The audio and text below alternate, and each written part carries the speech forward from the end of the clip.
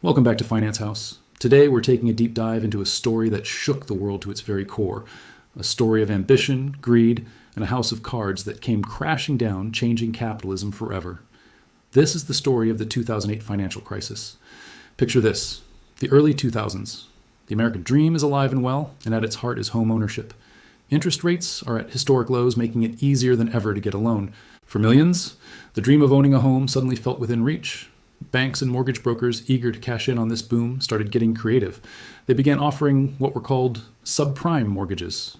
What's a subprime mortgage? Imagine lending money to someone without really checking if they can pay it back. These loans were offered to people with low credit scores and unstable incomes. To make them look attractive, they came with low teaser interest rates. But here's the catch.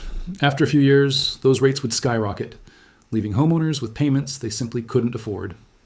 It was a ticking time bomb, but at the time, everyone was making too much money to care. House prices were climbing, and it felt like the party would never end. Now, this is where Wall Street enters the picture. The big investment banks saw these mortgages not as loans to families, but as a product to be bought and sold. They bundled thousands of these risky subprime mortgages together into complex financial instruments called mortgage-backed securities, or MBS. Think of it like a fruit basket.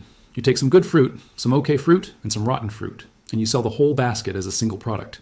To make these bundles seem less risky, the banks went to credit rating agencies, the supposed referees of the financial world, and got them to stamp these toxic bundles with a AAA rating, the highest possible grade of safety.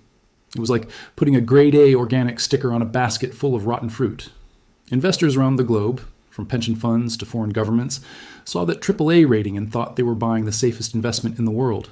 They poured trillions of dollars into these mortgage-backed securities. The banks had created a money-making machine. They could issue a risky loan, sell it off to investors, and pocket the fees without holding any of the long-term risk. This created a massive incentive to lend to anyone and everyone, regardless of their ability to pay.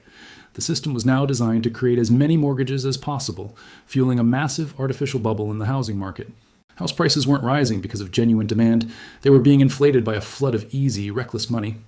But some on Wall Street weren't just buying these products, they were betting against them. They saw the fraud, the bad loans, and they knew the bubble was going to burst. They created another layer of complex financial products called credit default swaps, or CDSs. A CDS is essentially an insurance policy. If you buy a CDS on a mortgage-backed security and that security fails, you get a massive payout. This is where it gets truly wild. You didn't even have to own the underlying mortgage bundle to buy insurance on it. It was like being able to buy fire insurance on your neighbor's house. If their house burns down, you get paid. This created a gigantic side betting casino.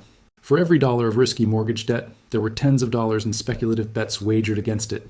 The major banks were on both sides of the trade, selling the toxic MBSs with one hand while buying insurance against them with the other. By 2007, the first cracks began to show. Those teaser rates on the subprime mortgages started to reset. Homeowners' monthly payments doubled or even tripled overnight. Suddenly, millions of families couldn't afford their homes. Defaults and foreclosures skyrocketed. The rotten fruit in those mortgage-backed securities was finally starting to smell. As homeowners defaulted, the value of those AAA-rated MBSs plummeted. The entire system froze. The investment banks, pension funds, and investors who owned trillions of dollars of this stuff suddenly realized it was worthless.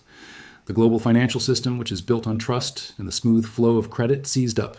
Banks stopped lending to each other because nobody knew who was holding the toxic assets. This wasn't just a Wall Street problem anymore. It was a Main Street catastrophe. Companies couldn't get loans to pay their employees. The credit market, the lifeblood of the modern economy, was flatlining. The fall of Lehman Brothers in September 2008 was the heart attack. A 158-year-old institution vanished overnight, sending a shockwave of panic across the globe. The stock market crashed, wiping out trillions in wealth. The world was staring into the abyss of a second Great Depression. To prevent a total collapse, governments around the world were forced to step in. They bailed out the very banks that had caused the crisis, injecting trillions of public dollars to keep them afloat. The phrase, "too big to fail," entered our vocabulary. It meant that these financial institutions had become so interconnected and vital to the economy that their failure would bring everything down with them. The aftermath was devastating. Millions lost their homes to foreclosure. The unemployment rate soared. The trust in our financial institutions and the very idea of capitalism was shattered. The crisis revealed a system where profits were privatized, but the risks were socialized. Wall Street got the bonuses, the public got the bill. So how did 2008 change capitalism forever?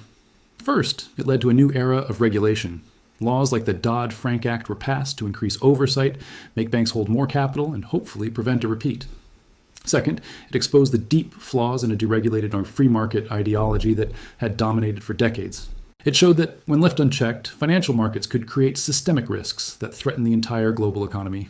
Finally, and perhaps most importantly, the 2008 crisis fundamentally altered the relationship between governments and markets. The bailouts established a precedent. When the system fails, the taxpayer is the ultimate backstop. It raised profound questions about fairness, accountability, and the moral hazards of a system where the biggest players can take massive risks, knowing they'll be saved if their bets go wrong. More than a decade later, we are still living in the shadow of 2008. The crisis reshaped our politics, fueled populist movements, and left a generation with a deep-seated distrust of the financial elite. It's a stark reminder that the world of high finance isn't a distant, abstract game. Its consequences are very real, and they are felt in the homes and lives of ordinary people everywhere. The House of Cards may have been rebuilt, but the memory of its collapse remains a permanent part of our economic landscape. Thanks for joining us on this deep dive. If you found this video insightful, please hit that like button, and be sure to subscribe to Finance House for more content that demystifies the world of money. We'll see you in the next one.